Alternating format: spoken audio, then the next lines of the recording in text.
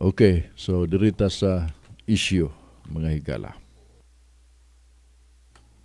Kini bang pamaagi sa kagamahanan nga manghatag og ayuda?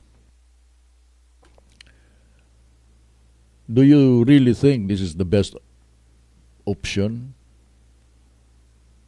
Kay pananglitan sa mga drivers, tagan mo karon, mahurot man na. Kini 5,000, pila ra may dagan ng 5,000, and what happens after the succeeding months? Another batch of kanang kwarta na po di pangatag.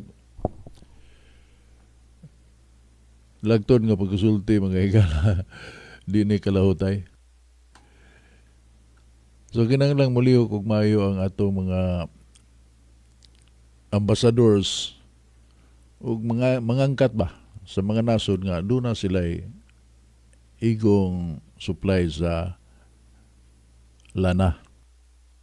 Kaya mo man kay bago ano sa muhunong gining giraha sa Middle East. Wa ta kay bao. Uni ang presyo sa krudo o gasolina mga higala di na mabangbang oy. Kagapon nanihapon kog sa akong suki nga karinderya naminaw ko sa istorya sa mga taxi drivers. Swerte na kuno og makada sila 300 pa uli sa ila. 150 sa unsa naman kuno mahimo ni mo na 150 makapalit ka bugas, no? Og 300 og galing bugas o niya sudan. Ug unsa may panginahanglan sa imong mga anak, lita gamay pa imong bata mo palit ka gatas, di na napaigo. Sa lagtod nga pagkasulti, naglisod gyud ta karon mga higala. The problem is, ang atong peso may lapas na gyud sa 60. Sukad masukad. Karon pag moabot niya ng puntuha mga higala nga ang atong peso itandi sa dolyar. Miabot na 60 pesos bugti sa usa ka dolyar. Sa laktod nga pagkasulti mga higala wala ta ka 50%.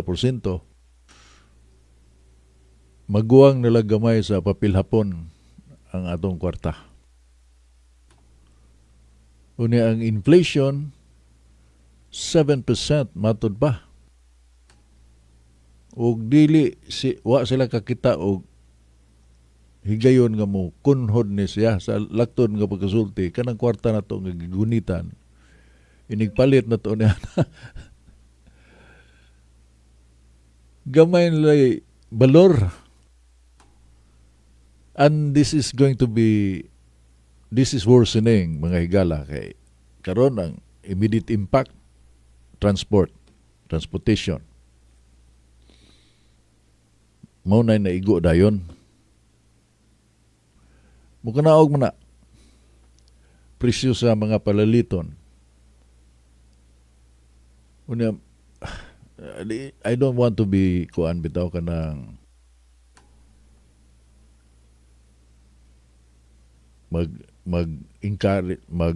mag-influence og doomsday scenario. But mas maayo sa nang realistic ta mga higala. At tubangon na to ang suliran face to face kaysa maglihay-lihay taon niya di ay mursultag kayuhan ang paglihay-lihay na to atong atubangon ron makapangandam ta sama gud nang mobalita ang pag-asa nga dunay bagyong umaabot mangandam man ta ni ara kay kadtong di mangandam mao toy makaluluoy kon mo igo ang bagyo magkaning bagyo ha di manihangin. Unya wata kay bag no sa muundang ni gira dito sa Middle East. Wagay time frame ba? So ang mga negosyante, unsa may buhaton sa mga negosyante? Akong higala nga may pauli dito sa Bohol. Misulti siya si Dr. Jojo Flordelis atong Birnes. Yun siya nga ang iya ko nung kuan kanang pagsakay niya sa barko, tiyutay rin pasahero. Why mga turista mga higala? Kay kanang ruta Bohol Cebu, pwede man ginandaghana mga turista niya na, kasago lang, Koreano, mga Europeans. Pagpauli niya, the other Friday pa ganito, ang kanotis gud siya nga, why turista?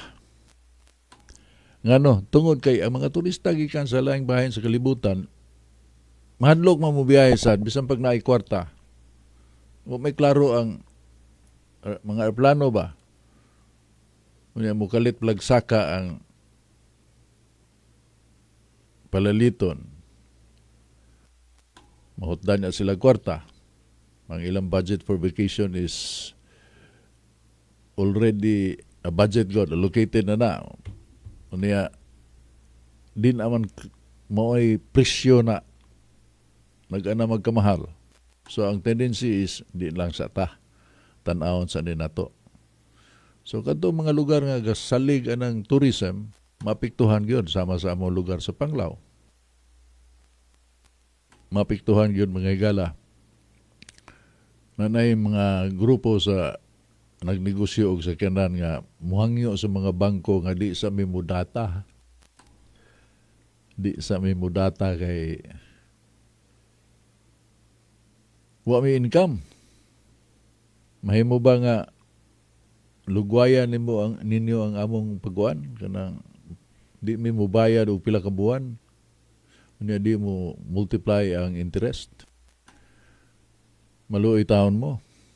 Muna hangyo sa mga nagnegosyo o transportation, mga higala, labi na ka na mga inutang, mga sakinan. Yayay gyud sila. Natural man na. Unya, ang mga pasahero sa mga pampublikong sakyanan, wa pa maningog, tungod kay naluoy sila sa mga nanginabuhi sa transportasyon, mga drivers, no? Pero moabot man sad ang higayon nga mutiabaw na. Di man mahimog dili na mutiabaw sila kinsa may atong sandigan ini.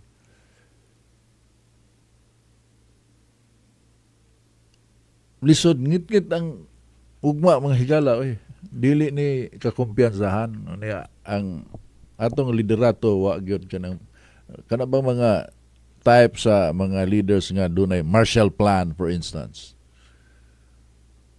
Wala. Kana dayong pagpanghatag. Kuan ako no, 100,000 ako no ang nahatagan nga mga kanang I think tricycle drivers masugot itong hisugutan sa presidente kaganina. Maria Josep. Ang mga jeepney drivers, pila na kalibo. Mga bus drivers. Kung ang mga tagiya sa sakyanan mo hunong o padagan sa ilang sakyanan, unsaon naman na to. Way klaro nga plano ang gobyerno na ay plano, sayon kayo sa wayon ang ilang plano. Kana pagpanghatag, unsa man ang klasiha sa billions ang i-allocate niya na mga higala. Une ang delivery di pagyod efficient. Nutana ko sa taxi driver, asa mo kubra ang inyong ayuda? Sa murag GCash ko na ipaagi. O i-GCash na paagi ato na padung sa kuan sa tingana na kanang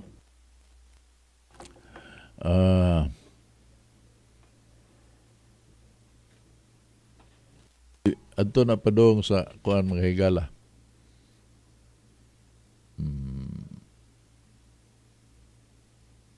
Kanang duwa-duwa bitaw sa cellphone. Ipanugal dito. Ito na mo paingon. Gcash ko no, ipaagi sa Gcash. Ambot og tinuod ba? Wa sa sila kahibaw gyud og unsay pamaagi paghatag nila. Wa pa man sila kadawat. Tag 5,000 sa LTFRB mga higala. Awa gyud anha mao na mga higala nga magpili kita og mga politiko nga mantigo nini mga panahon nga ingon ini sam kana bang reliable ba taliwa sa krisis maghatag og paglaom inig sulti madasig ta nga okay madari ni nato sa pag salig na to na mingon nga normal ra kuno ta normal bagod taon sa pagka normal niya na dili normal oy pero ang presidente to assure the public normal kuno ta di mao ang iyang pag-assure di mao kagahapon gikan mi sa Danau balik diri sa syudad ang traffic nga mong nasugatan mga higala kadto rang naigilubong sa liluan bitaw kanang Manila Memorial na ay nasundan na mo gikan sa Compostela paingon sa liluan o niya pag medyo mihinay ang dagan sa biyahe no kay traffic man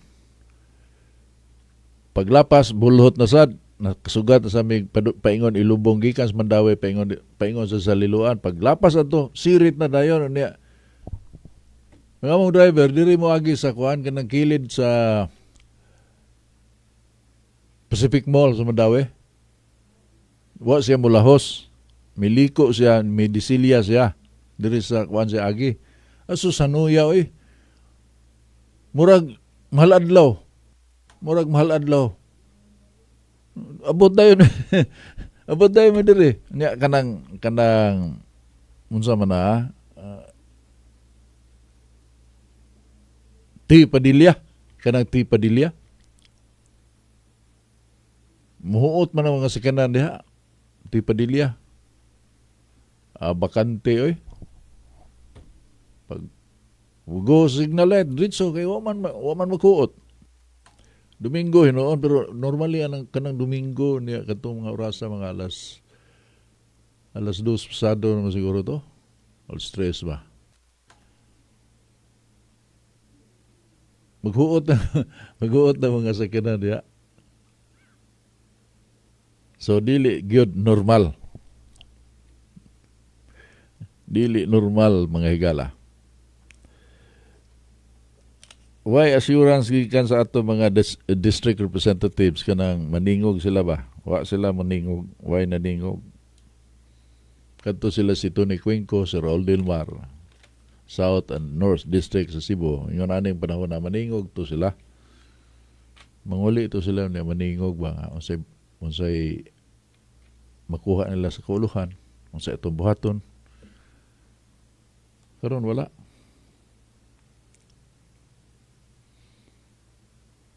walay imik gali gahuwat sa sila nga mabahinan sila sa panghatag kay mangurakot man gyud na sila panghatag kan di man na karon no nagsugod na panghatag base sa balita nga nagitingog sa presidente mingon nga 100,000 ako no ilang natagan. Of course, unahon nilang Metro Manila. Kaya di nila unahon ng Metro Manila, mag-rally na sila, mahadlok man, kay duol raman ang Malacanang dito. So, ilang siguroon ang Metro Manila. Ang Cotabato. ang Basilan. Mga ayaw sa ito sila. Kita din sa Cebu. Wala man tamaana ng mga ayaw ta.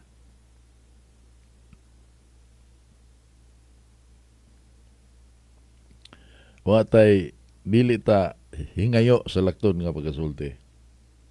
Kadtong kusog kayong bagyo panahon sa roofing 1990 ang gihatag sa national government ato 500,000 guba gyud ang tibok lalawigan ato ha mga syudad ug ang mga lungsod gusbat gyud pero ang gihatag panahon tong Cory Aquino President Cory Aquino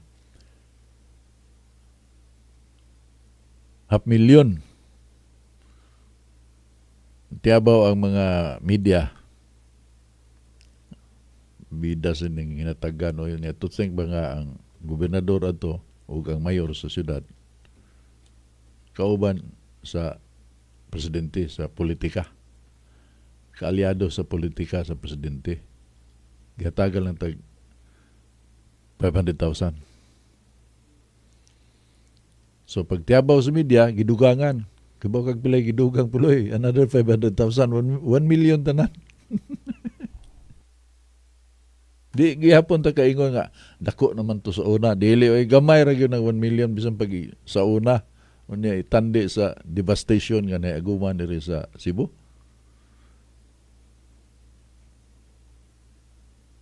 So naanad na ta nga di mangayo, di ta magsalig ba. O bitaw nga transport strike diri di man kayo effective kay di man munguyog ang mga tao. Mga mangayo man ta. Kayahon ta ni. Ayun na ang mentality sa Cebu.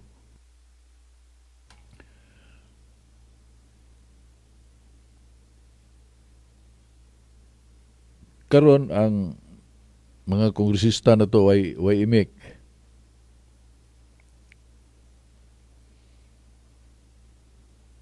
Murag normal ba? Tungod siguro lagi na sa naibaw silang naikwarta ipanghatag. Maulian na yung mga tao ni panghatag na. Tanaw na to ugasan na pa doong. Pero ako, alang ka na ako mga higala, dili maon ang pamagiha. Muhunong day og pamuhis ang gobyerno. Zero taxation. Ngano di mabuhi ang gobyerno og zero taxation ta? Hadlok sila wa sila kuwaton. Hadlok sila nga way kapadagan sa gobyerno kun di sila mangayo sa buluhisan. Tangtangon una ng value added taxation. Kanang pagiha tanan makabenepisyo ba including kining mga tao nga wa mahilambigit og mga yanong pumapalit sa lakton ng pagkasulti. Consumer. The ordinary consumer can feel the effect ba of a government policy kung tagtangon na siya. Muna al kontra sa pagsaka sa presyo sa mga paliliton ba. Pero ang ilang style kay panghatag man yun. Panghatag. Aron mautangag kabubuton ng katawhan. Ang mga katawhan sa makasabot, kinahanglan masayod mo nga dili mo angay mautangag kabubuton. Kay dili na ilahang kwarta. Atuan ang kwarta.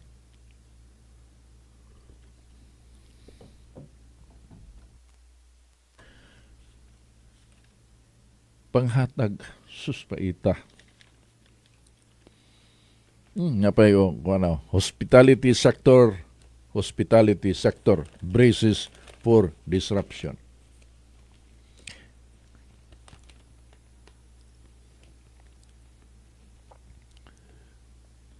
Ang mga kining hotels and resorts are maintaining aggressive sales strategies with a growing focus on Asian and Pacific markets. So paningkamot gihapon sila, no? Naningkamot gihapon mga higala ang mga negosyante sa hospitality sector, hotels, resorts. Nya Asia ang ilang target kay di man kayo disrupted ang biyahe sa mga airplano within Asia ra. So good luck to all of them, no? At least makatabang sila sa kaning ekonomiya sa Pilipinas. Indirectly o directly, mga higala, daghang kay nanarbaho ang maong sektor. Nagmuhunong na tungod kay way turista pasmo ang pamilya. Sa kaulo o sa Amerika, mangigala, Washington, si US President Donald Trump, mihulga niya itong Sabado sa gabi na igon gyud niya, bungkagon gyud to hit and obliterate Iranian power plants. If the country fails to fully open the Strait of Hormuz within 48 hours. Ultimatum ni siya mga igala. Gihatagan niya 48 oras sugod niya itong gabi sa Marso 21.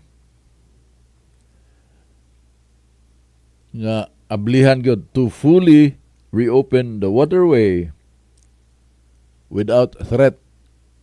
Ablihan ang agyanan sa Hormuz, kaning Hormuz Strait, dili nila hulga-hulga o muagi without threat. And failure to do so would lead the United States to hit and obliterate various Iranian power plants, beginning with the largest facility. If Iran doesn't fully open, without threat, the Strait of Hormuz, within 48 hours from this exact point in time, the United States of America will hit and obliterate the various power plants, starting with the biggest one.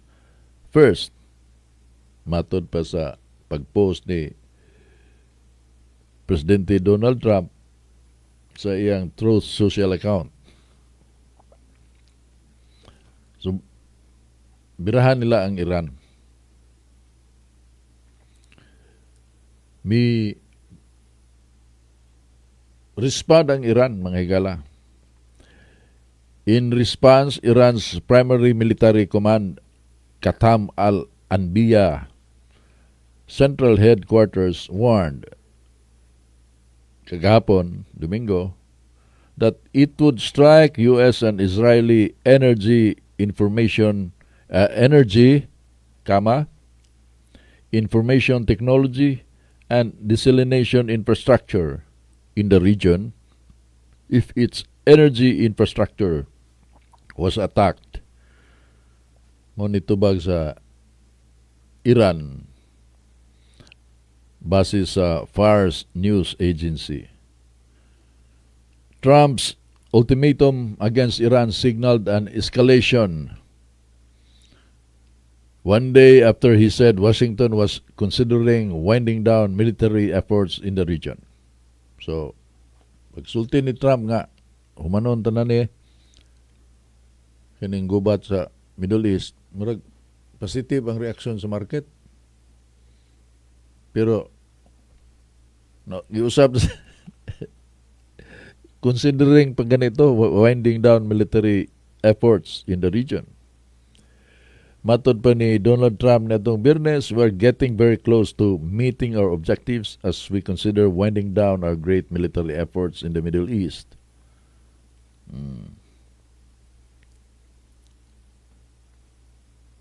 Why effect, mga higala?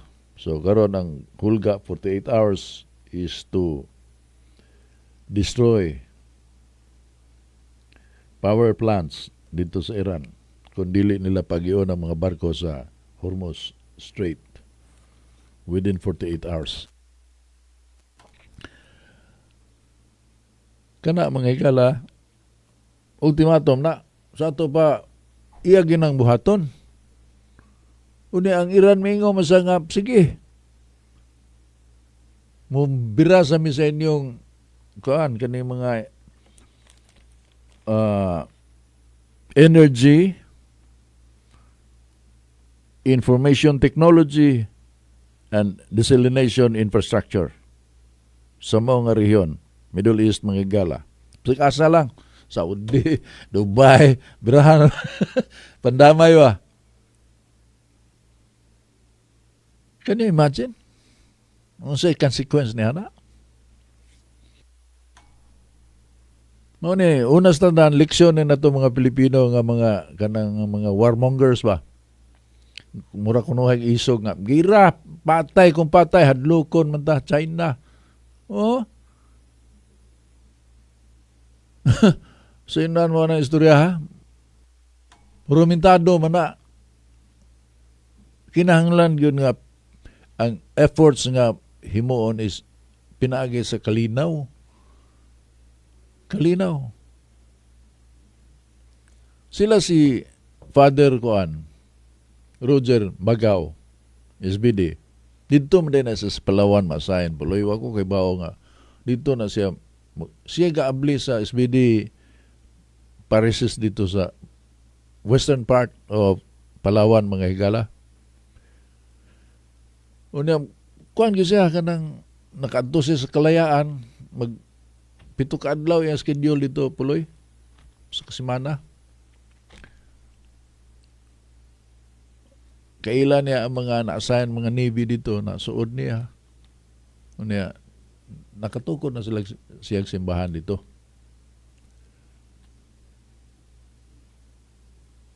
They were interacting. Kaya nawa siya dito 2013 naman. So di pa kay dugay. Amigo sila sa mga insik nga mga mananagat. Way gubot. Bailoanay. Magbiloanay sila sa mga mananagat nga insik dito. Kining politika mo pandamay ni. Kaysa sila rin pasagdan. Okay naman. Amigo, bailoanay og pagkaon. Kayuhan ba? Pag enter the dragon sa mga politiko, apil na ang mga nasod na gyud noon na samok na noon na. Anyway, mao gina ang kalibutan siguro mga higala.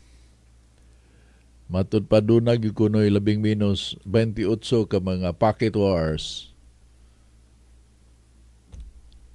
Every day 28 giyon sa pagkwenta na basta kay naagay gira, ginagmay nga gira-gira sa tibuok manining planeta.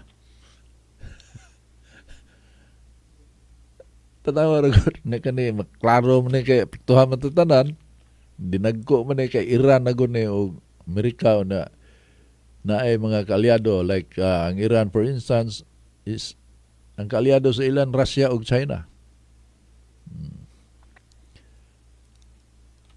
Bugat. So mo amot mo saon ni pagkalaki nga sige mang hinulga ay. Wa man makaik ang na may mga world leaders po nga gustong mahunong na ni. Pero matod pa mga higala kani kunong ka Donald Trump, strategic kuno ni to gain back the dominance of the United States of America. Not just for the sake of being the strongest country in the world, pero tungod kay ang Amerika, ang value system sa Amerika is democratic. Gawas nun, freedom. Mao kuno na tumong og tuyo ni Donald Trump kay simbako og mawa ang gahom sa kuan kinini ang Amerika. Dili na ta murabag minus ang kagawasan sa tao ba. Mao sa nay kuan kanang komentaryo habig ni Donald Trump.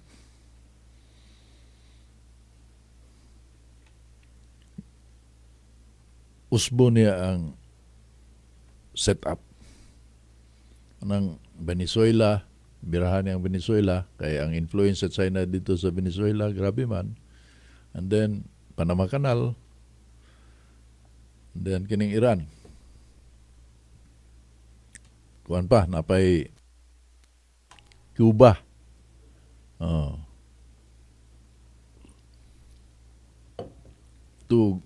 To regain whatever is lost sa iyang influence, itandi kinta sa China nga usa na karon ka economic powerhouse. Unya ang